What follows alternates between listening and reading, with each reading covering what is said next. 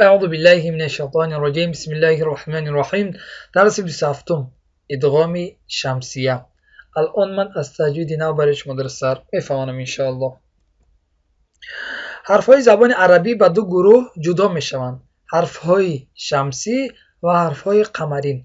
حرفهای شمسی این حرفها هستند: حرف تا، ثا، دال، ذال، را، زا، سین، شین، صاد، ضاد، طا، ظا، لام، نون. اگر بعد از ال یعنی الف لام حرف از حروف شمسی آید ادغام شمسی میشود. میگوید که اگر بعد از همین ال حرفهای شمسی آید ادغام شمسی میشود، یعنی همون لام به همین حرفهای شمسی ادغام میشود، یعنی دخول میشود و لام خوانده نمیشود و همین حرفهای شمسی با تشدید خوانده میشود. مثال: التائبون، الثقلان، الدواب، الذاكرين، الرحمن، الزيتون، السماء، الشمس، الصادقون، الضالين، الطارق، الظالمين، الليل، النهار. یعنی امین لام به همین حرفای شمسی دخول می شود و چی؟ حرفای همین شمسی با تشدید خونده می شود. کنیم؟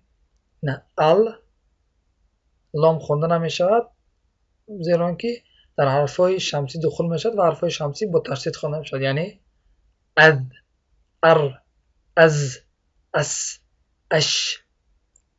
خب حرفهای قمری. حرفهای قمری اینها هستند: همزه، با، جیم، ح، خا، قین، غا، فا، قاف، کاف، میم، ها، واو، یا.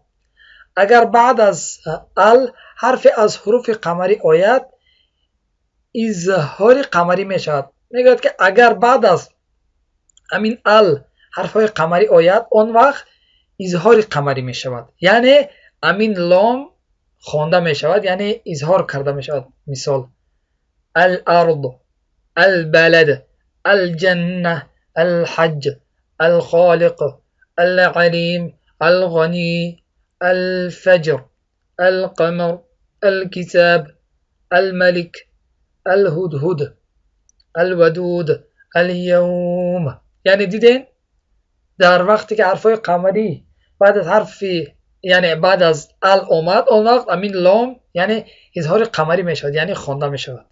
اما در حرفای شمسی که بود ادغام شمسی می شود، یعنی همین لام در حرفای ادغام شمسی یعنی معذرت میخوام یعنی در حرفای شمسی دخول می شود اون وقت ادغام شمسی می شود. در اینجا ادغام شمسی، در اینجا اظهار قمری. انشالله امید دارم که درس را فهمیده باشید. جزاک الله خیر و بارک الله فیکم. السلام علیکم و رحمت الله و برکاته.